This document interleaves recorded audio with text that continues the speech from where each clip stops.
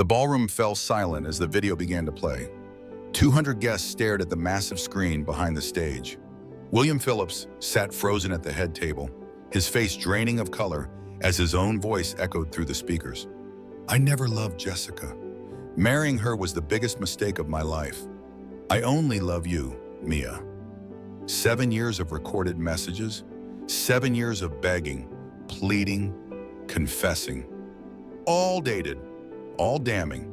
The woman on stage removed her blonde wig, revealing dark coils beneath. She peeled off green contact lenses, brown eyes emerging.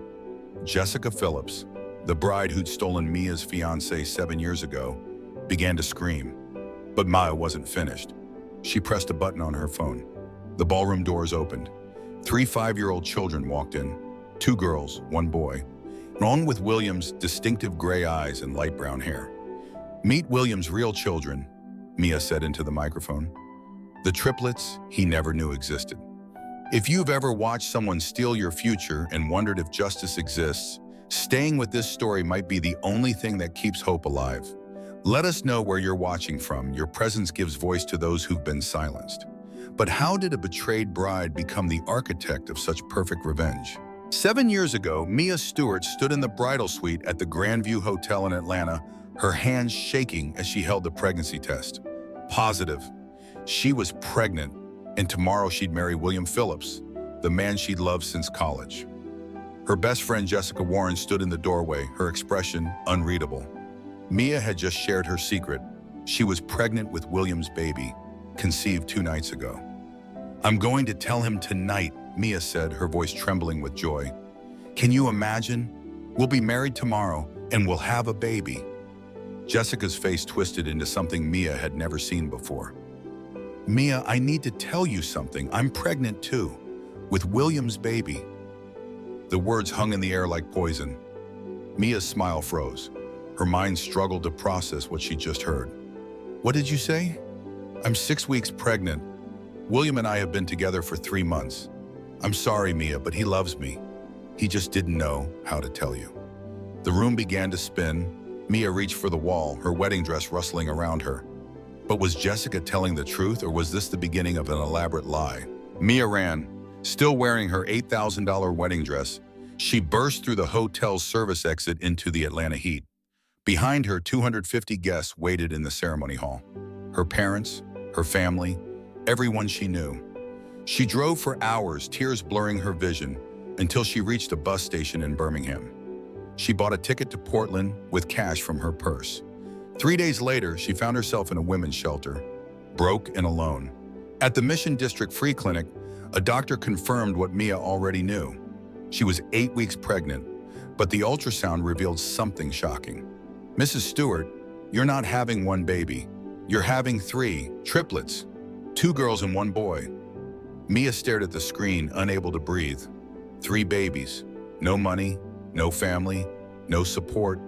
Meanwhile, William had married Jessica 3 months after the destroyed wedding. A quick courthouse ceremony with 50 guests. Jessica claimed she'd miscarried 2 weeks after the wedding, but there had never been a baby. The pregnancy had been a lie from the start. But how does a woman with nothing rebuild her entire life? For 7 years, Mia disappeared. She gave birth to triplets, Aiden, Lillian, and Grace, in a Portland hospital alone. She worked 3 jobs, cleaning offices at night, waiting tables on weekends, and stocking shelves during the day. An elderly woman named Mrs. Chen became her lifeline, watching the babies while Mia worked herself to exhaustion.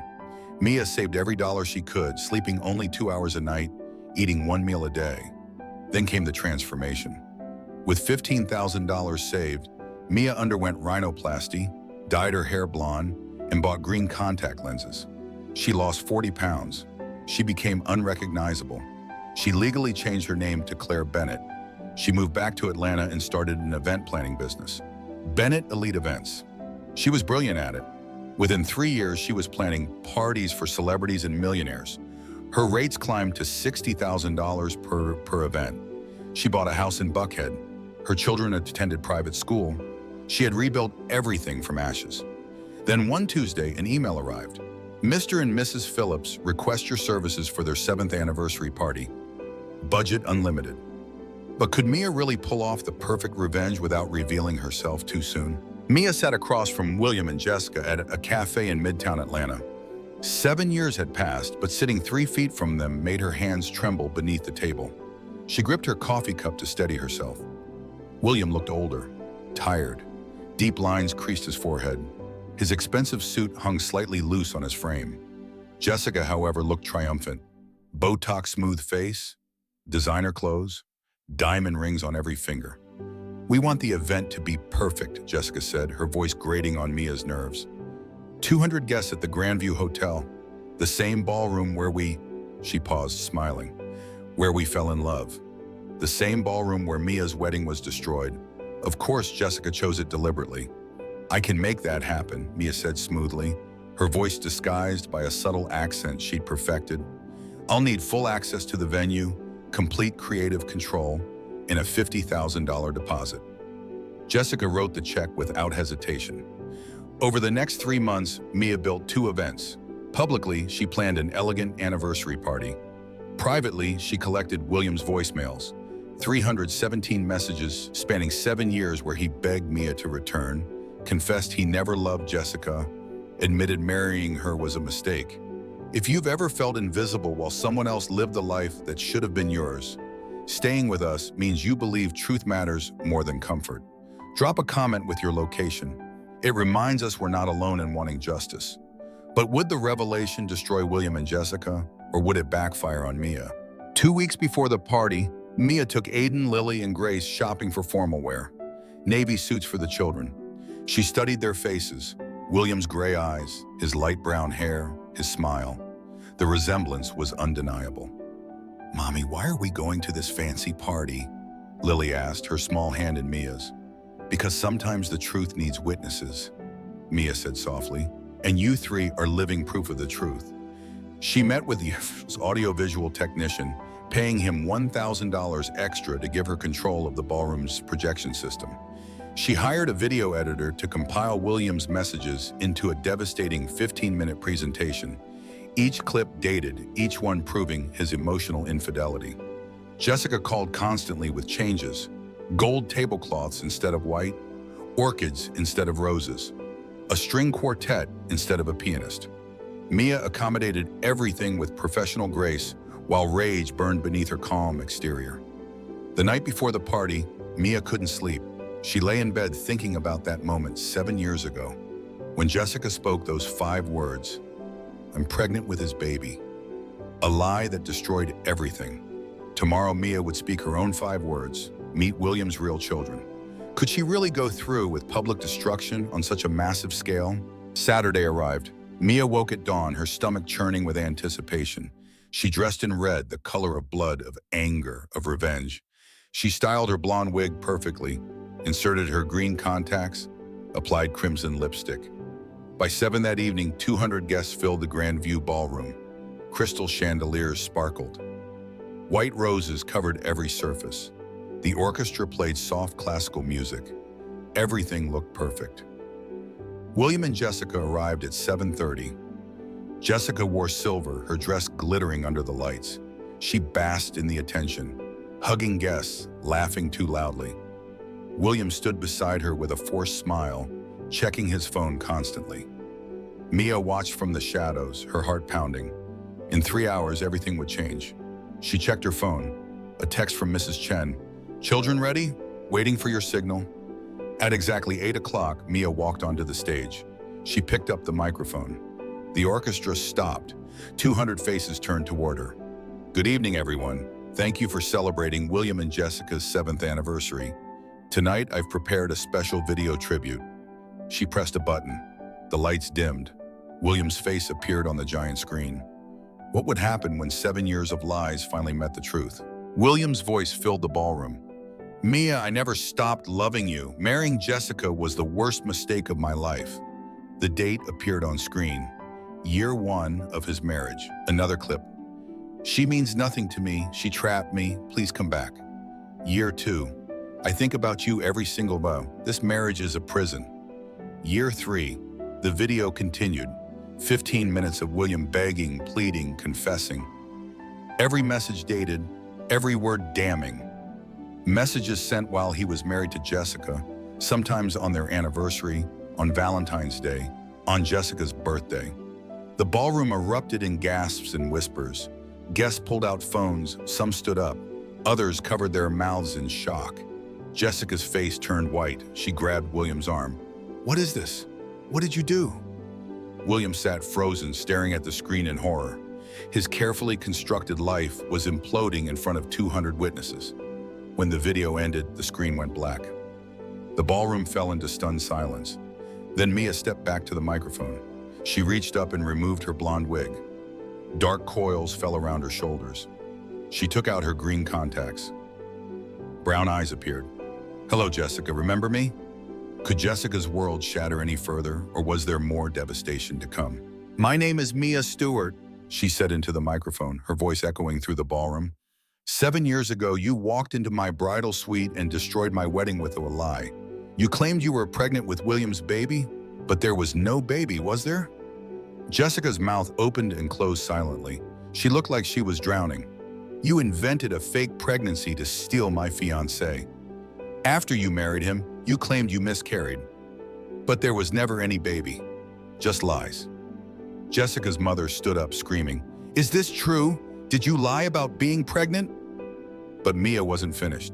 She pressed a button on her phone. The ballroom doors opened. 3 children walked in.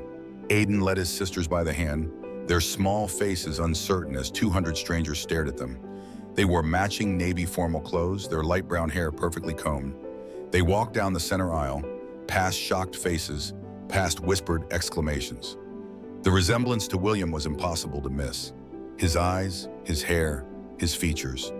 The children climbed onto the stage. Mia put her hands on their shoulders. "Everyone, meet Aiden, Lily, and Grace. They're 5 years old, born 7 years ago, conceived the night before my wedding to William." The wedding Jessica destroyed. William stood up, his chair crashing backward. He stared at the children, his face completely white. What happens when a man sees his children for the first time while his entire world collapses? The ballroom erupted into chaos. Jessica collapsed into her chair, hyperventilating. Her mother was screaming at her. William's brother pushed him hard in the chest, yelling about betrayal. Guests fled toward the exits, while others recorded everything on their phones. "For 7 years, your husband sent me messages begging me to return," Mia said into the microphone. "You just saw the proof. Meanwhile, I raised our children alone. I gave birth in a hospital with no one beside me. I worked 3 jobs while you lived in mansions built on lies." Security guards appeared. Jessica was sobbing so hard she couldn't breathe. William tried to approach the stage, but multiple people held him back. "I'm not asking for anything from you," Mia said coldly. "I rebuilt my life without you. These children, they have everything they need. I just wanted you to know the truth. Your marriage started with a lie, and now everyone knows it." She picked up Grace, took Aiden and Lily by their hands, and walked off the stage, through the chaos, through the staring crowd, out into the Atlanta night. Behind her, William's shouts faded. "Those are my children! I didn't know! Mia, please!" But Mia kept walking. 7 years ago, she'd run from this hotel in a wedding dress, destroyed and alone. Tonight, she walked out with her head high, her children safe, and her truth finally spoken. 3 months later, William's lawyers demanded paternity tests. DNA confirmed what everyone already knew.